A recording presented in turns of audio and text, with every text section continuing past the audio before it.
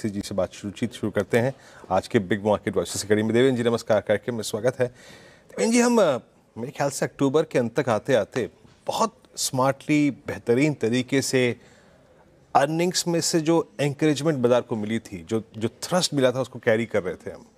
FIS की short covering थी, metals ने तूल पकड़ा हुआ था, मेटल्स में अच्छी खासी स्ट्रेंथ थी, ऑटो में शानदार मूव था।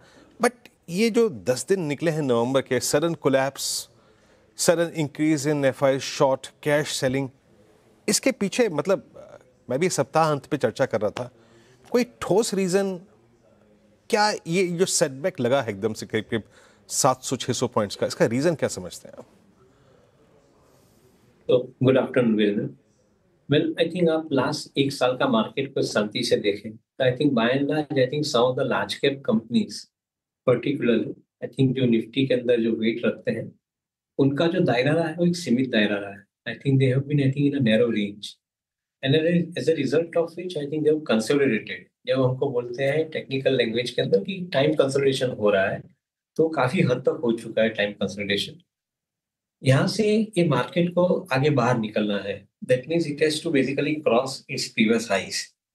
जैसे निफ्टी का 26,300 का लेवल सितंबर 24 में हुआ था, तो शायद मेरे ख्याल से 12-15 महीने के बाद वो लेवल क्रॉस करके मार्केट आगे बढ़ना चाहिए। अगर वो 26,000 के आसपास आने के साथ में थोड़ा बहुत प्रॉफिट बुकिंग अट्रैक्ट करता है, तो उसका मीनिंग ये होता है कि साइडवेज के अंदर जो इन्वेस्टर या ट्रेडर्स एंटर हो रहे थे, वो एक बार अपने प्रॉफिट बुक करके निकलते हैं। It's a very good sign, क्योंकि ये हिसाब से अगर मार्केट के अंदर प्रॉफिट बुकिंग का भी दायरा साइमल्टेनियसली चालू रहता है, तो जो दिन के अंदर मार्केट यहाँ से बाहर निकलेगा, तो वो टाइम के अंदर एक मार्केट का एक हेल्दी बेस मिल जाएगा, बिकॉज आई थिंक इन्वेस्टर्स और traders have made money out of this market, which is fundamentally very important. यानी कि एक हवा में मार्केट नहीं बढ़ रहा है, बट सिस्टमेटिकली हर स्टेज के ऊपर करेक्शन के साथ में बढ़ रहा है। मेरा ऐसा मानना है कि कंपनी के नतीजे देखें और कंपनी के नतीजे को सेकंड हाफ के लिए एक्सट्रापोलेट करते हैं based on the management commentary which we have heard in interaction that we have done with several companies. हम ऐसा मानते हैं कि third quarter and the fourth quarter are going to be spectacular quarters for current financial years, particularly in the backdrop of first and second quarter of the financial year. So which means कि यहाँ पे एक ज्यादातर प्रभाव रहेगा growth का, be it because of I think higher amount of disposable surplus in the hands of individuals by way of income tax saving, by way of GST rate cuts, or for that matter lower interest rates, availability of funds. All of these issues would probably I think propel higher amount of growth in each and every area of business. ऐसा हम मान के चलते हैं। अगर ये situation हम बराबर रीड कर रहे हैं, हमारा ऐसा मानना है कि थर्ड क्वार्टर फोर्थ क्वार्टर के अंदर जो प्राइस करेक्शन के साथ में फंडामेंटल स्ट्रेंथ के साथ में जो मार्केट में एक रैली आएगी, that really could possibly take it to the next level from what previous high that it has done. So don't get afraid with the correction which is happening currently. मैं ऐसा समझता हूँ कि एक अच्छा फैब्रिक बन रहा है आगे का लेवल के ऊपर ग्रोथ लाने के लिए। अच्छा देवेंद्र जी, आपसे कई सेक्टर्स पे, कई स्टॉक्स पे हमेशा बात होती रहती है, कुछ स्टोरीज पे बात करते हैं आज। ट्रेंड का कोलैप्स ना, आई मीन चुभता है। आई मीन अक्टूबर 2024 में ये 8200 का स्टॉक आज ऑलमोस्ट 4200 रुपये, आई मीन 50% इरोजन। आज आपने नंबर्स देखे, आई मीन इनके जो कुछ प्रमुख ब्रांड्स है लाइक ज़ेरा, उसकी परफॉर्मेंस भी अच्छी नहीं रही, मार्जिन्स डिप हुए। आपको नंबर्स कैसे लगे? और क्या, मान लीजिए मैं इसमें इन्वेस्टेड था और कहते हैं ना कि लॉन्ग टर्म में इन्वेस्टमेंट करो तो अच्छा रहता है, लेकिन अब जब आपकी 50% इन्वेस्टमेंट उड़ गई है, आई मीन ट्रेंड जैसे स्टॉक्स में करें क्या? एक लॉजिकल थॉट क्या रहता है इसमें आपका? I think without going into very specific about the company because it will not be appropriate to give I think a direct answer to that particular subject. हर चीज के ऊपर एक वैल्यूएशन का एक प्रभाव रहता है। अगर आपने पिछले दिनों के अंदर वैल्यूएशन के कंसेप्ट को छोड़ के वो स्टॉक के प्राइस को एक ऊपर की दिशा में लेके गए हो, तो सर्टेनली वैल्यूएशन का प्रभाव आना शुरू हो जाएगा। मैं ऐसा समझता हूँ कि ये जो कंजम्पशन के साथ में जुड़ी हुई कंपनियां हैं, इनको आप रिटेल कंजम्पशन के साथ में जोड़ सकते हैं। उनके साथ में कंपनी जो जुड़ी हुई है, उसको ग्रोथ मैं नहीं मानता हूँ कि आप 40-50% रेट से ग्रो कर पाओ ये बिजनेस को, क्योंकि आपकी इकोनॉमी नॉमिनल जीडीपी ग्रोथ 10% के आसपास अगर है, तो शायद this kind of retail format companies इनके पास ऑन द ग्राउंड प्रेजेंस है and at the same time they also have e-commerce related support.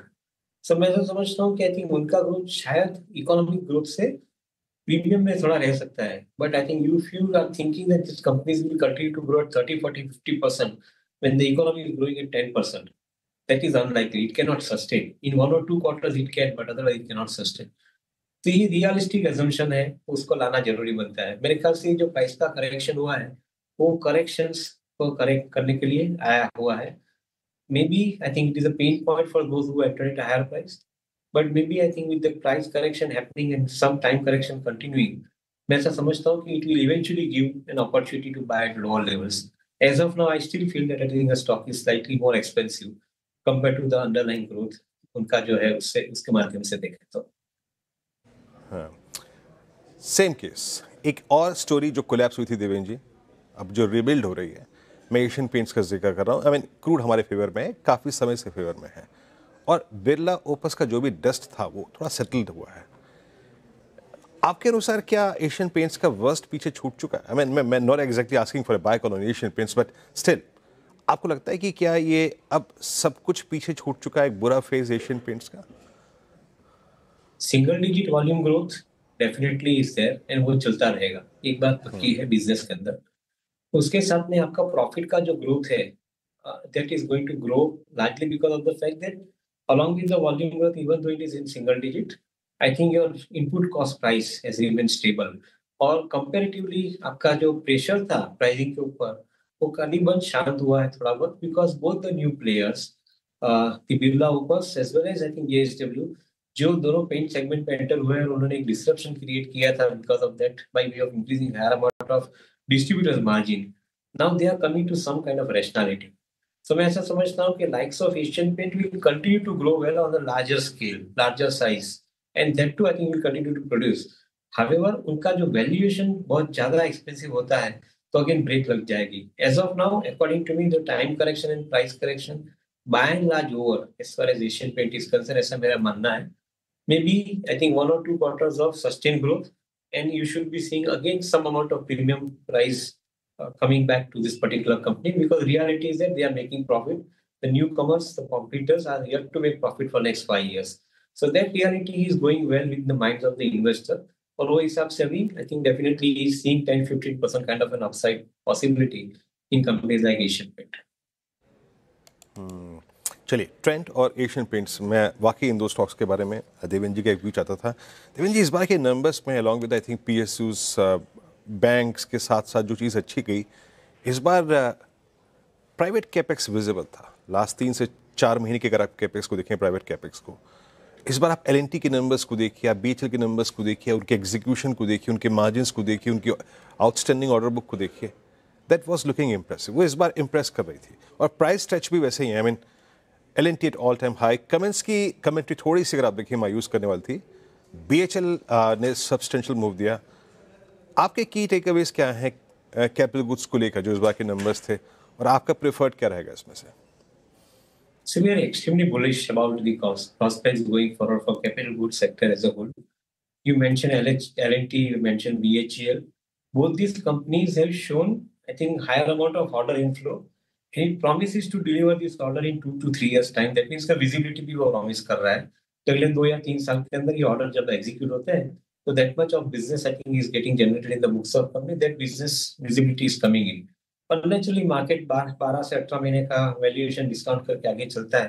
That impact we are seeing in the books in the market, I think for L&T and BHEL both.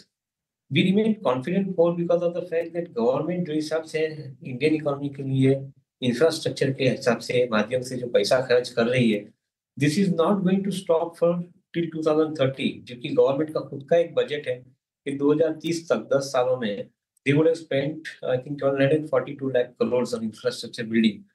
Particularly companies like L&T, I think would probably be much better placed in this kind of scenario.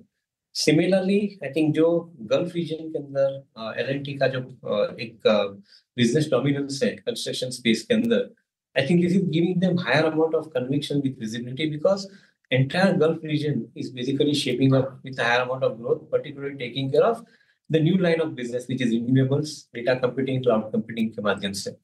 तो मैं ऐसा समझता हूँ कि I think companies like L&T will continue to produce better performance. फिर भी एक point यहाँ पे याद जरूर आएगा, अगर इकोनॉमी नॉमिनल रेट ऑफ 10% से ग्रो हो रही है, And if L&T is growing at the rate of 12 to 15%, I think it should be considered a very good growth. You should not be asking for a growth beyond this level. If it comes in 1 year, don't extrapolate your valuation based on that growth. Normal growth आपका 12 से 15% के बीच में अगले 4 या 5 साल के लिए आता है L&T जैसी कंपनी में.